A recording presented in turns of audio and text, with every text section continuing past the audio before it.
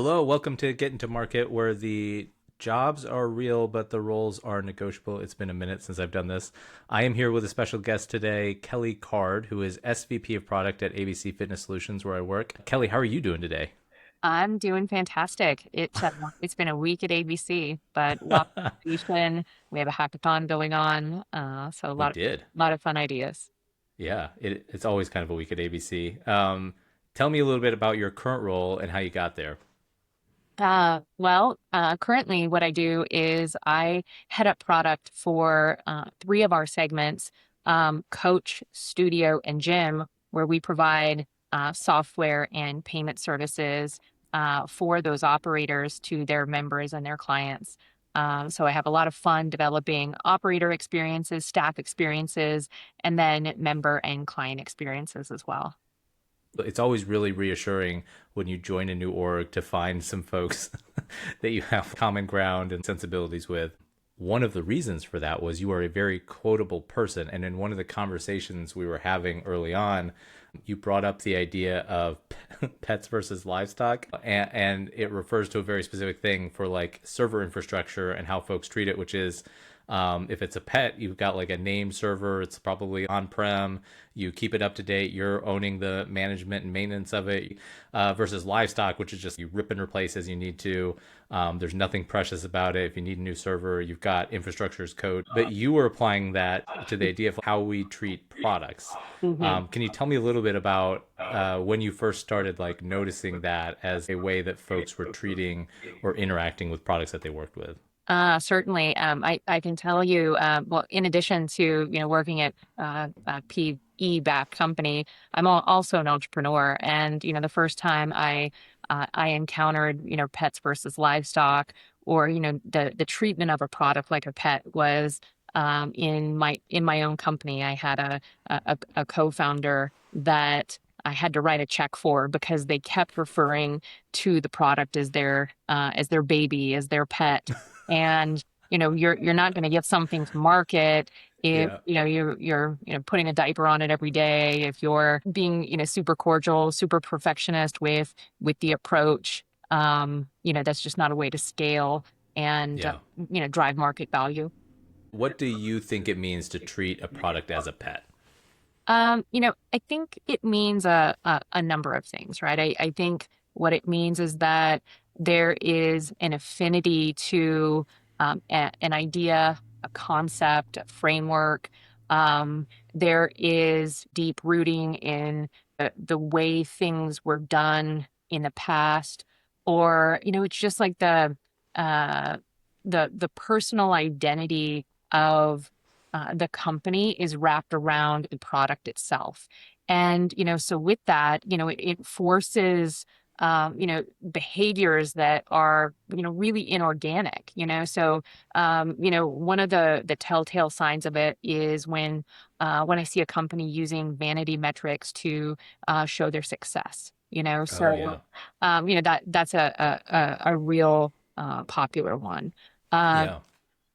if people are talking about outcomes from only from a customer perspective and not from a retention or a revenue or an expansion perspective, that's always another really common tell.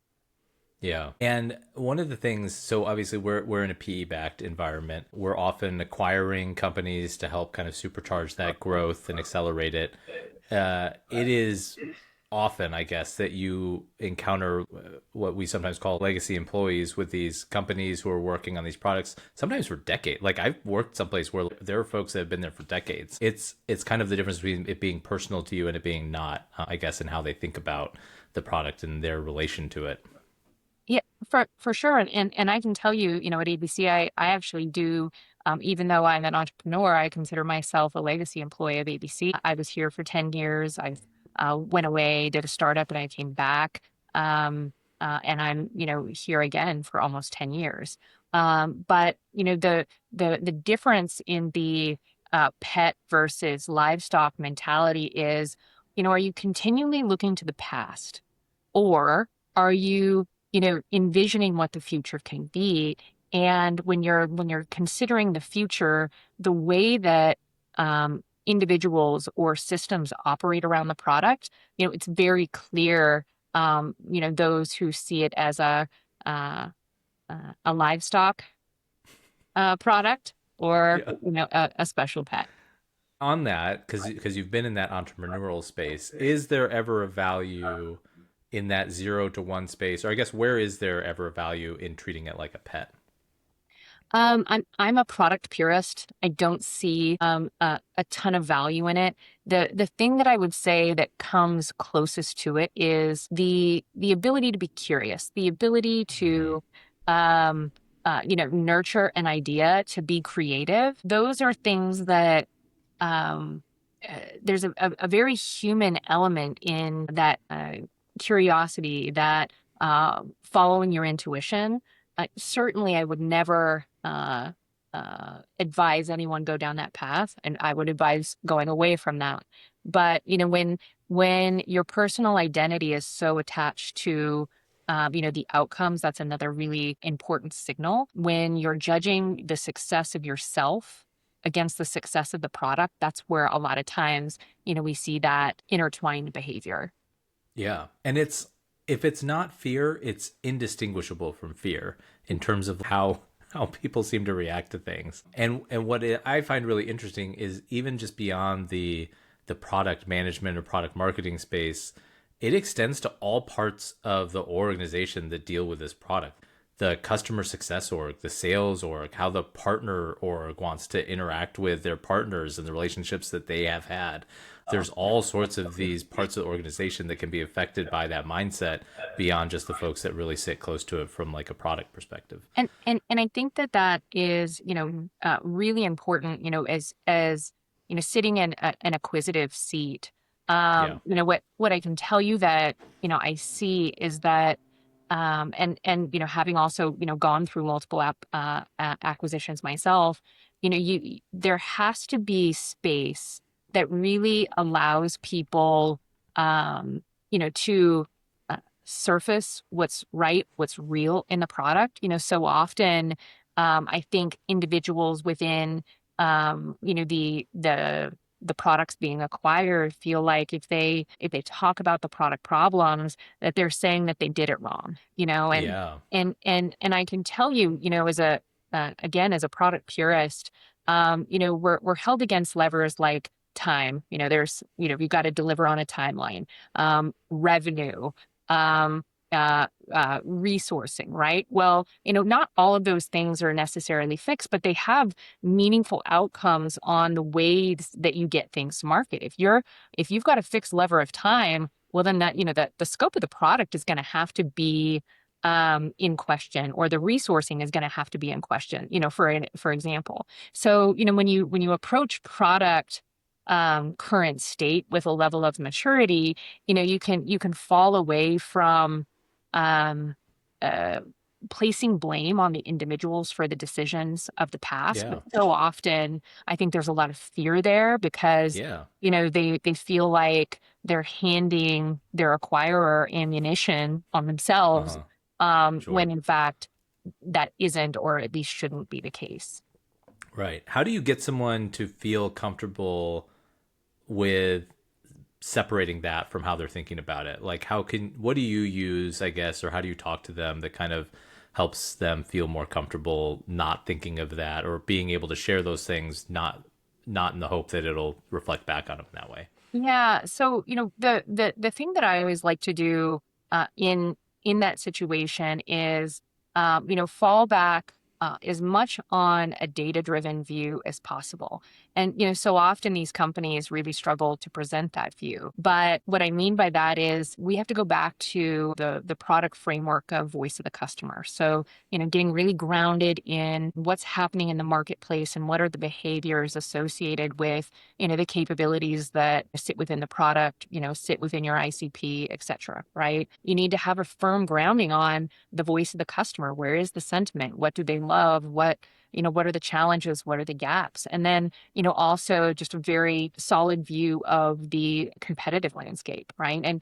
And when you have those things, it's not that you're disagreeing with others or with, facets of the organization. You're presenting data-driven perspective on, Yeah. an expression of all of those elements. What would create greenfield opportunity, et cetera. And so I think going in with that approach is really important. I do think it's really important to listen. There is so much value in legacy, but listening to it, how we carry it forward. One of the favorite ways that I think about unpacking that is, when I sense hesitation on the way that folks want to move through something, what I like to frame up is what would have to be true for you to change your position. And, Yeah. that's one thing that really gets people unwound about something that can usually be pretty highly charged. Yeah.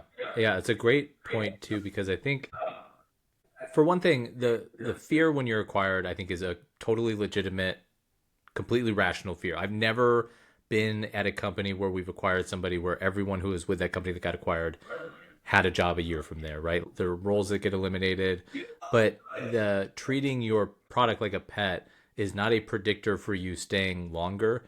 And where I've seen people really struggle in that acquisition process is a total resistance to any of the change that's being suggested for what they're trying to do with the product and where it's trying to go and how that new acquiring company is looking at where that market fit is relative to the rest of their portfolio.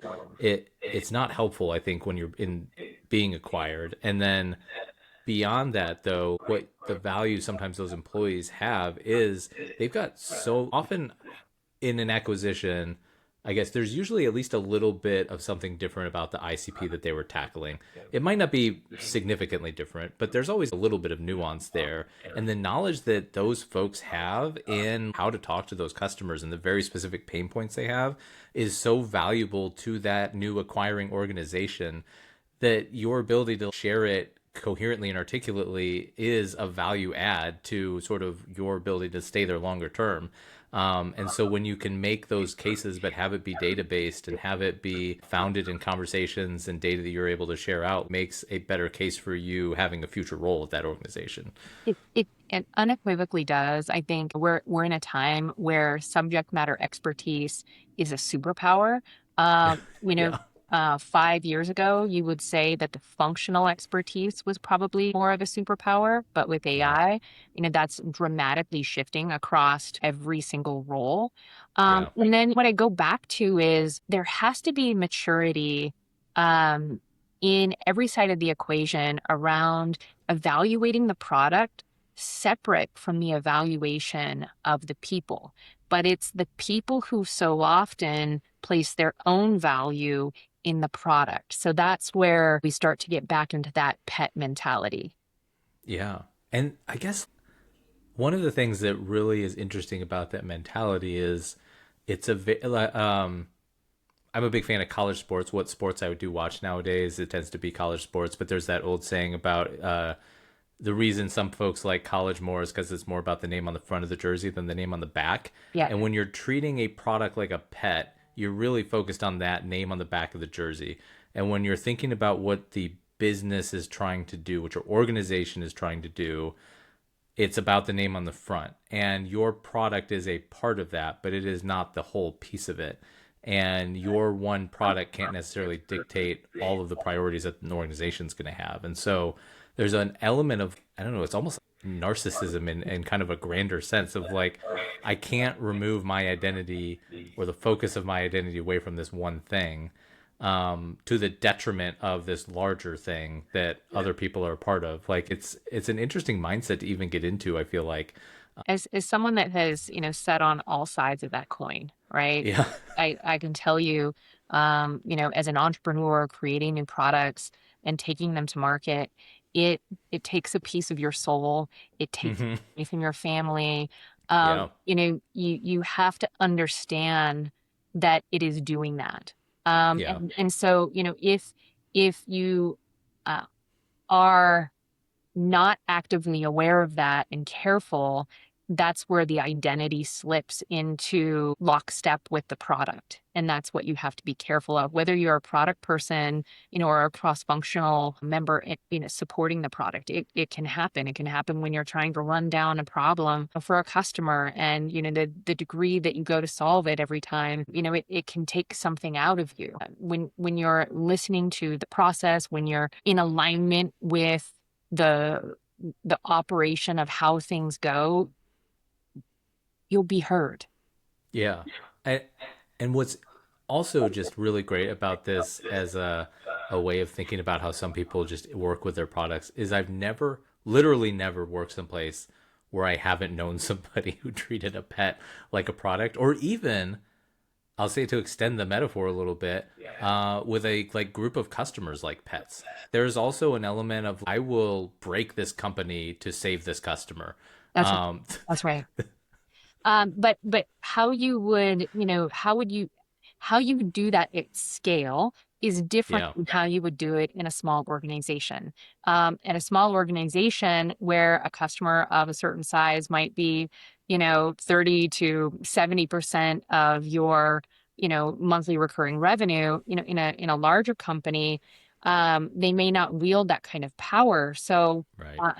a mature way of handling that is creating space in the roadmap that allows for, some sort of P0 alignment and attunement to satisfy those kinds of customers, right? So it doesn't mean not listen. It means that the tools in which we listen get applied differently.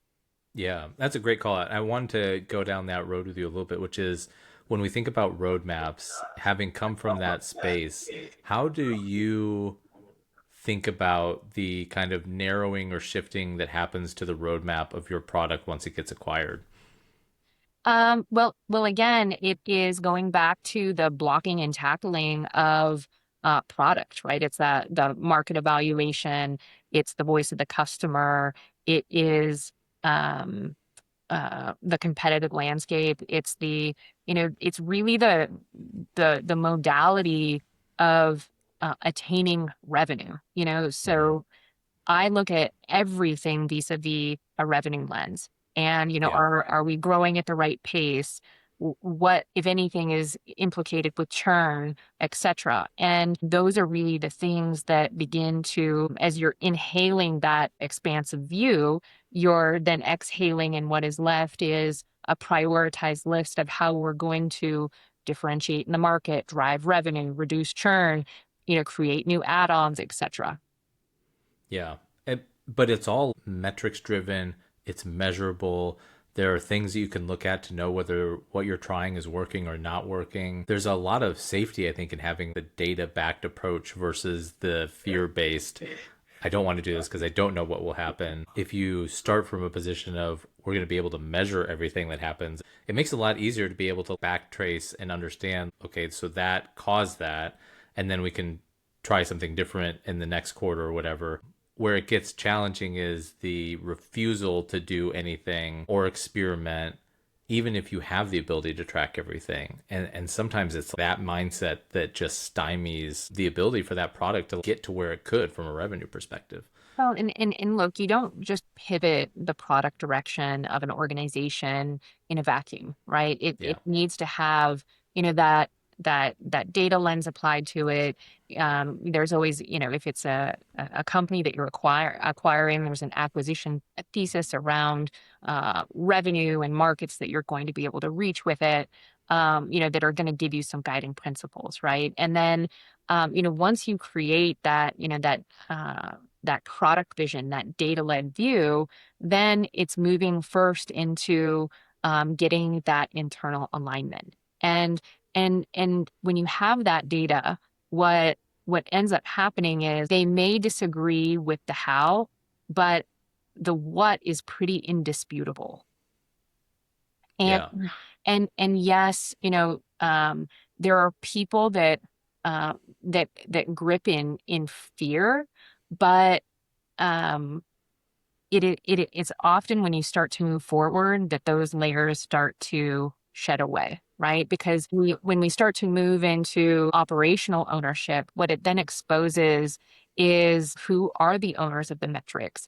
who are the owners of the escalation paths and the various tiers of support. And when those start to break down, or they're exposed as vanity metrics and not real, product success metrics, it's really in that operational move forward that you see real change start to happen. And then, where, it hits someone like yourself is a really critical piece is that the customer facing story also has to pivot. And Yeah. so often we see, okay, we got the internal alignment, we've got, operational changes in effect. And then, that customer facing story falls flat. Well, it is just as critical, if not even more critical, to have that right than the product itself.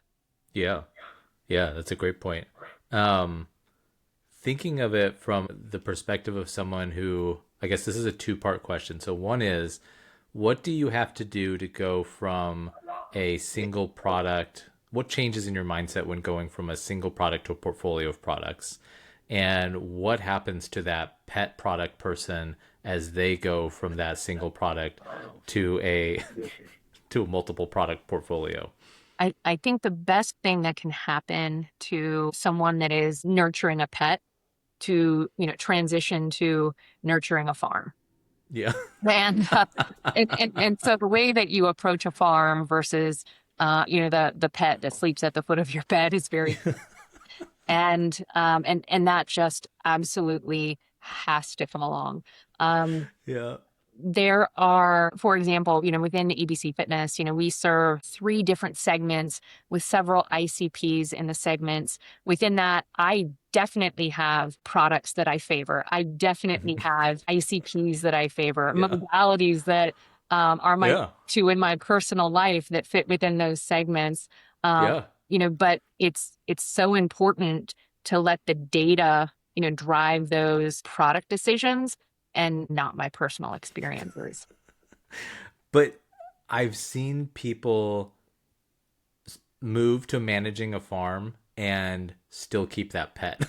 Yeah, and so what I would say to with that is, Yeah.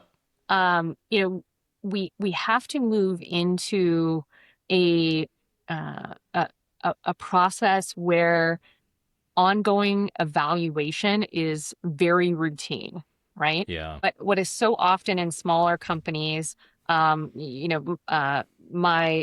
own previous companies included, is that evaluation process can be more of an event. So it's like you stop everything and you evaluate and you figure it out. Well, Yeah. one of the things that you do differently when you scale is that you're in a continual evaluation. So Yeah. it's pretty critical to get on board with that ongoing evaluation because when you stop and evaluate something or you create a get well project or something is sideways and it needs a lot of attention, that creates a lot of politics. And so Hmm. the best thing to do is to create a routine around the ongoing evaluation of the products so it creates the right culture. Yeah. And how do you think AI plays into that continuous review process? I think what it does is it expedites the timeline. Yeah. The way that we can, for example, um, apply Claude with MCPs and evaluate behavioral data versus financial data is lightning fast now. It doesn't Yeah. weeks of analysts reviewing back and forth with finance. It's problem spaces, proposed solutions, proof of concepts can be generated now in minutes versus weeks or months. And Yeah. and so what I'm excited about that is that it just makes significant more clarity around things where it looked like there were smoke under the fire, but you couldn't quite put your finger on it. I think AI brings a level of clarity around the problem space at just an entirely different scale. I also think, for example, in how you um, look at the market can be very different. For example, if you don't have an AI agent crawling your competitors and keeping up with their product launches, et cetera. Like you're behind. These Hmm. are now table stakes things that are happening, and but they make a real difference in the products that you're maturing or that you're bringing to bear, in greenfield space. Yeah. I mean, I remember we used to employ, or we would use a data scientist on another team sometimes to pull together some customer success metrics that we were wanting around ROI. And he was using Python and stuff to construct all these. And it was really good data that we used in slides and stuff and shared with customers. You would absolutely no longer need that anymore to create the kinds of materials that we were doing to get to the kind of stats we were. To no discredit of his abilities, but it's just commoditized a lot of that and made it so much easier and more accessible for everyday folks to do as long as you have the data sets available to you to get to some of that data now and in just a speed that's frightening Yeah, with the size of data absolutely. sets you can And crunch look, through. in the private equity game, it's important to get to market fast, to drive revenue fast, and to be as early as you possibly can. And AI is an enabler of that. Yeah. One of the things that I was going to ask you about, we can kind of use this to kind of close out the topic, is just there's an element of this that is a culture that you can enforce on your team. And how do you try to? I mean, part of it's picking the right people. You don't always pick your family, right? Just like you can pick your pet, but you can't pick your family. How do you build that culture with your team? Is it through practices? Is it through mentorship? Is it through process? How do you try to build it? I think that there is safety in routine. So getting very Yeah. clear on what success looks like is important. And I don't care what role, if you're not talking about revenue, expansion, and churn, you're not talking about the right things. So if your success metrics aren't tied to those things, they're the wrong success metrics. So those have to get right first. Then the routine of continually checking in and aligning on what that goal line is, right? It makes it an analytical conversation versus a defensive one. So that reframe is just critical because what it then allows you to do is move into the next layer of creating that culture of experimentation. And this is going to sound crazy, but the best ways to do that is almost force a failure moment where the team learns that it is safe to fail. You're not Yeah. sure of this idea, the data is inconclusive, try it anyway. And uh, think about that. I have a product manager on one of my teams that, built a capability that was outstanding, but didn't quite factor in the onboarding experience that needed Mm. to be there in the product. So he had to do some refactor work, but he learned it really early and it ended up being a great lesson for the rest of that team. And so that's like a really safe example of you learned, let's go do that refactor, and it's made the entire product better as a result of that learning. So that was a celebrated win in that instance, right? And then really Yeah. it is about psychological safety. Like when you can have a culture of truth telling about your products, about your leadership style, about your team members, right? There is Yeah. a natural level of accountability that isn't top down, that the team holds each other to, that really shifts when they all know that they have psychological safety. Yeah. Do you think, and just to go down this one little side road, that a lack of revenue relative to other parts of the portfolio sometimes correlates with folks wanting to treat their product like a pet? Like they feel like I need to justify then um, doing these things because I'm not at that revenue yet. I would say, I guess I've seen a little bit of that sometimes where it's I'm on a smaller product. Therefore, I'm going to throw elbows everywhere to get these four things that I want done without really care for the politics and other stuff that's going on at the organization.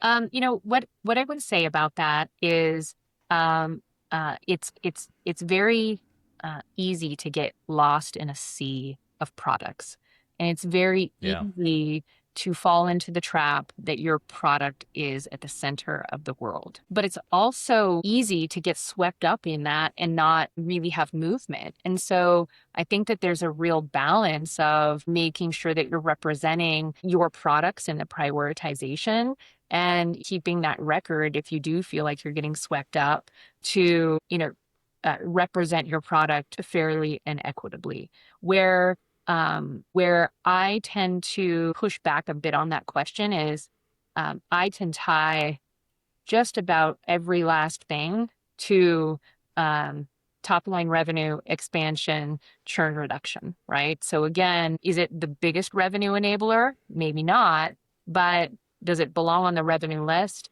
Absolutely. And that's the art of the backlog, right? If you're working on a capability that you wouldn't have otherwise touched, you might be able to pull a couple of things in off of the backlog that are associated with that, and get that done, when it wasn't, in a articulated plan.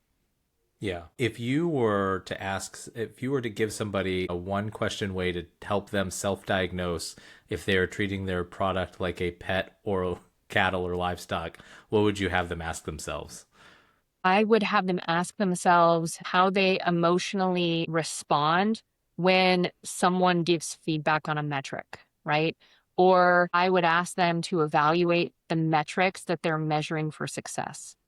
Are they tied to revenue expansion or churn reduction? If not, you're likely treating your product like a pet. I look forward to a stand-up special where it's like you might be treating your product like a pet if, and then it just does that over and over again for now. Emotions around it, Yeah, inability to, really articulate the pain. That's another yeah, sign. Um, and then I just go back to vanity metrics. Yeah. yeah. If you talk about vanity metrics, you might be treating your product like a pet.